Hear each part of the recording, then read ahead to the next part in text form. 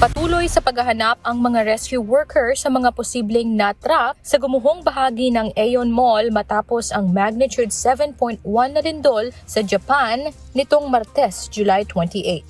Naitala ang sentro ng lindol, timog ng Kyushu Island habang naramdaman ang intensity 7 na pagyanig sa Kumamoto Prefecture. Agad na kumilos ang mga tauhan ng Ministry of Defense at ang Self-Defense Forces para tumugon sa operasyon, kabilang ang patient transport sa mga ospital na syudad.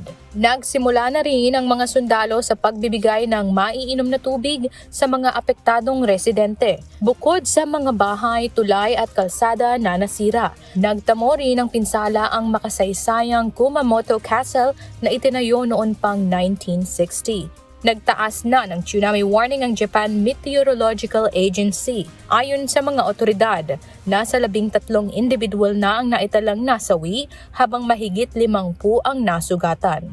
Inaasahang tataas pa ang nasabing bilang dahil sa lawak na pinsala. Umaabot na ngayon sa mahigit 60 maliliit na pagyanig o aftershocks ang naramdaman sa lugar. Nagbabala ang JMA na dahil lubhang aktibo ang fault kung saan nagmula ang pagyanig, asahan ang mas malakas at mas mapanganib pang lindol sa hinaharap.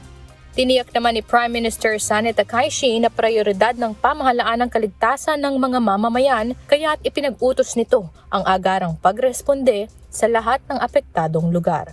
警察、消防、海上保安庁、自衛隊を中心に夜を徹して現在も救命・救助活動に取り組んでいただいております。